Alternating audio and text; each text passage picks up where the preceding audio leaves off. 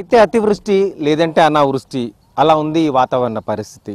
ముఖ్యంగా వ్యవసాయదారుల మీద మాత్రం ఈ ప్రభావం చాలా కనపడతా ఉంది. మొన్నటికి మొన్న వర్షాభావ పరిస్థితుల్లో మాకు నీళ్లు లేక పంటలు ఎండిపోతున్నాయని చెప్పి గగ్గోలు పెట్టిన రైతులు మొన్న పడ్డ ఒక్క వర్షానికి ఇవాళ పంటలన్నీ మునిగిపోయి చేతికొచ్చిన పంట నాశనమైందని చెప్పి ఆవేదన వ్యక్తం చేస్తున్నారు. ముఖ్యంగా వరంగల్ నగరంలోని కిలావరంగల్ ప్రాంతంలో కాకతీయులు పాలించినటువంటి కిలావరంగల్ ప్రాంతం లోపల ఇక్కడ నగరంకే కాకుండా ఉమ్మడి జిల్లా వ్యాప్తంగా ఆకుకూరలు అనేటివి ఇక్కడ నుండి పంపిణీ జరుగుతూ ఉంటుంది. ఇక్కడ చూస్తే మొన్న పడ్డ వర్షానికి పూర్తిగా ఎకరాల కొద్ది మొత్తం నాశనం అయిపోయిందని చెప్పి ఆవేదన వ్యక్తం చేస్తున్నారు రైతులు. చెప్పండి, మీరు ఎంత పంట ఎంత వేశారు, ఎంత నష్టపోయారు? నేను 2 ఎకరాలు నష్టపోయాను.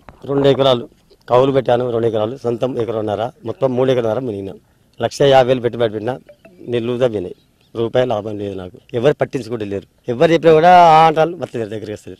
ఎప్పటికీ సంవత్సరం ఎలా మునుగుతాను. ఇప్పుడు ఈ తేలుడు కూడా మళ్ళీ తేలాలంటే మళ్ళీ దసరా దీపాలు వెళ్ళే తేలేదు, సంక్రాంతి వస్తుంది, అప్పుడు కూరలు పోము. మాకు డౌన్ 50,000 కూరలు అయినాయి, పెట్టుబడి పెడితే మొత్తం 1,00,000 2 లక్షలు పోయినాం. ఏం పట్టించి రైతులన్నా పట్టించలేదు.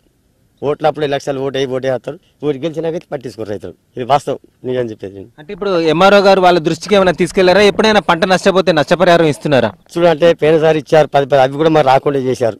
10,000 ఇచ్చారు, అది కూడా మాకు రాకుండా, మా ఉమ్మడిగా మాకు 30,000 మాకు రాకుండా చేశారు. అది మరి ఎవరిసే మాకు తెలియదు.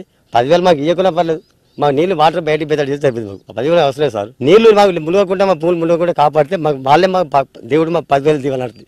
ఇలా రైతులు మాకు ఏదో దానంగా ఇవ్వాల్సిన డబ్బు కాదు, మాకు శాశ్వత పరిష్కారం కావాలి, ఎందుకంటే ప్రతి సంవత్సరం మేము నష్టపోతున్నాము, మాకు శాశ్వత పరిష్కారం కోసము మేము ప్రాధాయపడుతున్నాము ప్రభుత్వాన్ని అని చెప్పేసి ఆవేదన వ్యక్తం చేస్తున్నారు. ఇక్కడ మంత్రి సురేఖ ఏదైతే నగరం లోపల ఇండ్లు మునుగుతున్నాయని చెప్పేసి ఆ కాలువ గండి కొట్టడం వల్ల మా పంట పొలాలన్నీ నాశనమని చెప్పి ఆవేదన వ్యక్తం చేస్తున్నారు.